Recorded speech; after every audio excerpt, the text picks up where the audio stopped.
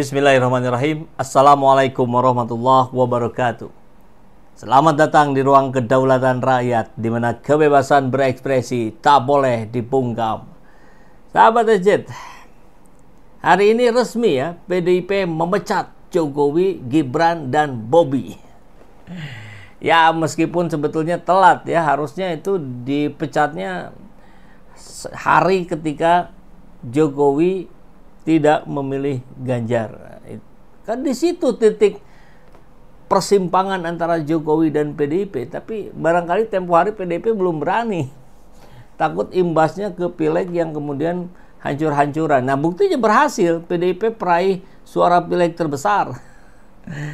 Nah, tapi hari ini tetap perlu kita berikan atensi karena PDIP sudah memutuskan untuk memecat Jokowi, Gibran, dan Bobi. Bobi lucu nih.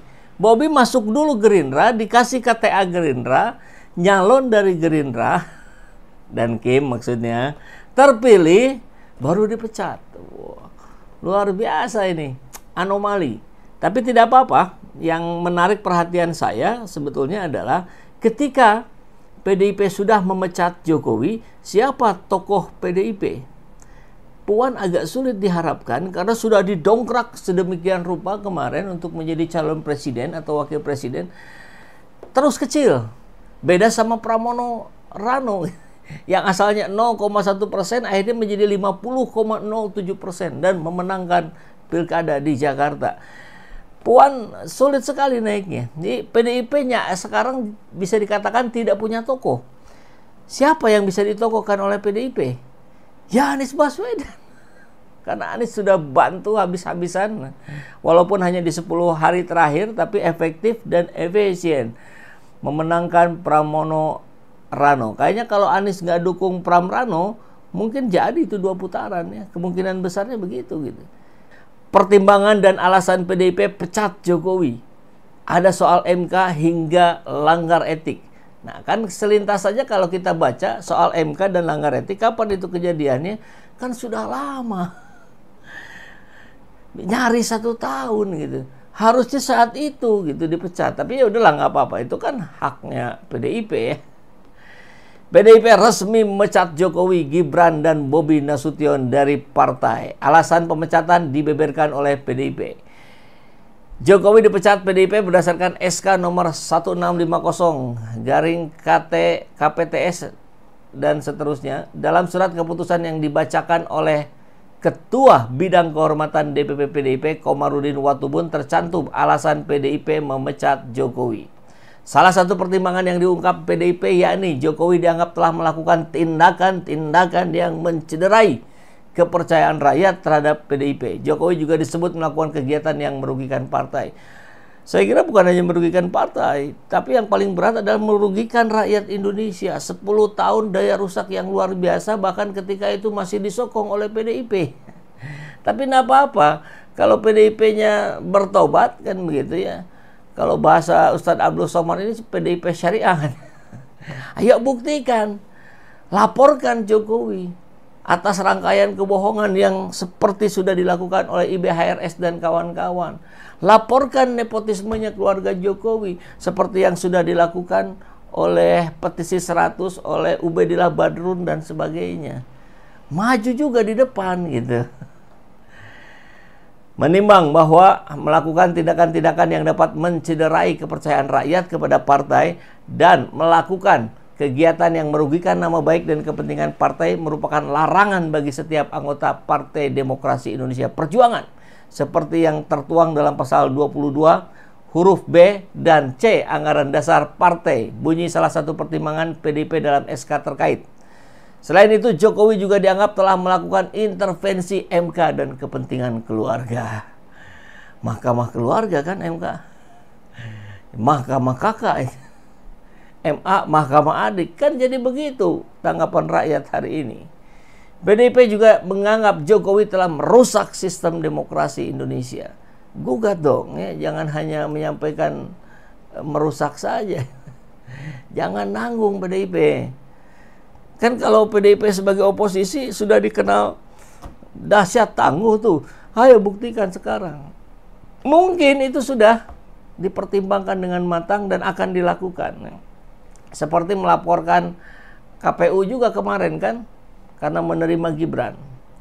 Menimbang bahwa tindakan intervensi terhadap MK dan penggunaan instrumen negara demi kepentingan pribadi dan keluarga telah menimbulkan dampak sistemik yang menjadi awal rusaknya sistem demokrasi, sistem hukum, dan moral etika berbangsa dan bernegara.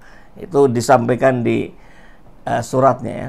Atas dasar itulah PDIP memecat Jokowi karena dianggap telah melakukan pelanggaran kode etik dan disiplin anggota partai. Teradu terbukti melakukan tindakan pelanggaran kode etik dan disiplin anggota partai dengan mencederai cita-cita dan tujuan PDIP.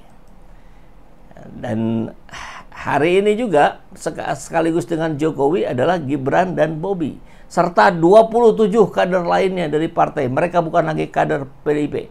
Mungkin itu ada Budiman Sujatmiko ya, Effendi Simbolon, terus siapa lagi nih? Ada satu lagi tuh. Lupa saya ya. Keputusan itu dibacakan oleh Komarudin Watubun. Saya mendapat perintah langsung dari Ketum PDIP untuk mengumumkan secara resmi sesuai ADART. Dan Jokowi pun membantah intervensi MK. Nah ini kita sudah tahu lah. Ya masa nggak bantah ya? Sudah jelas-jelas kok gitu. 2 syarat kata Bivitri Susanti untuk jadi pejabat sukses di eranya Jokowi. Punya mental jelas dan tak tahu malu. Nah, itu lengkap sudah. Oke, kita lihat ini suratnya. Surat menimbang, memutuskan, dan seterusnya. Maka, kalau sudah keluar, PDIP sebagai partai terbesar suaranya di Indonesia, jelas masih punya kekuatan. Tinggal, tokohnya siapa? Ya, kita tahu misalkan Partai Keadilan Sejahtera ini selalu kuat, selalu, kecuali kemarin tuh pilkada ancur-ancuran karena ya mungkin karena gabung ke Kim Plus ya. Tapi persoalan PKS dari pemilu ke pemilu ya memang nggak punya tokoh yang moncer gitu ya. Selalu setiap ganti itu, ganti orang, ganti presiden ya branding lagi gitu, branding lagi. PDIP dari Megawati turun ke Jokowi. Gerindra jelas Prabowo. Demokrat cukup sukses menurunkan dari SBY ke AHY. Keluarga semua itu. Tapi lah ya itu faktanya ya. Yang lain-lain kan akhirnya nggak punya tokoh. Siapa? PAN nggak punya tokoh. P3 nggak punya tokoh. Siapa lagi? Nggak ada. Dan PDIP hilang juga tokohnya karena sudah dipecat. Maka harus ada penggantinya. Siapa pengganti Jokowi sebagai tokoh yang bisa dimunculkan merepresentasikan PDIP? Ada momentum yang tepat kemarin di Jakarta ketika Anies Baswedan membantu Pram Rano. Apakah Anies Baswedan akan dimanfaatkan oleh PDIP? Bisa jadi akan begitu. Karena PDIP butuh simbol oposisi.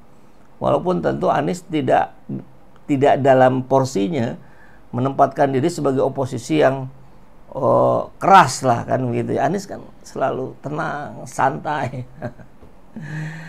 PDIP diawut-awut, rakyat diacak-acak. PDIP OTW tobat. Wallahu a'lam bishawab. Anies dinilai potensial jadi tokoh baru PDIP usai Jokowi dipecat.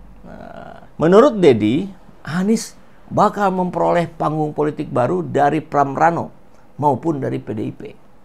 Anies juga dipandang potensial menjadi tokoh baru di PDIP usai Jokowi dipecat dari keanggotaan. Cuman nggak ada penjelasan ya, dipecat dengan hormat atau tidak hormat ya. Mestinya tidak hormat dong. Yang tadinya petugas partai jadi musuh partai, bayangkan aja. Peran Anies dalam pemenangan Pram Rano memang ada dan Anies potensi menjadi tokoh baru dalam eskalasi politik PDIP pasca Jokowi tak lagi berada di PDIP. Kata Dedi kepada liputan6.com. Tidak hanya itu, peluang Anies masuk bursa calon presiden untuk 2029 dinilai juga cukup kuat. Oleh sebab itu, guna menyongsong Pilpres 2029, Anies disebut perlu menjaga ketokohannya. Kalau itu sih saya kira terjaga dengan sendirinya. Yang saya tahu itu undangan kepada Anies Baswedan tetap saja sangat banyak dan bertubi-tubi gitu. Saya yakin untuk menjaga ketokohannya pasti terjaga lah. Dengan ataupun tidak Anies masuk partai politik. Cuman kan masalahnya apakah lebih strategis masuk partai politik atau tidak seperti ini?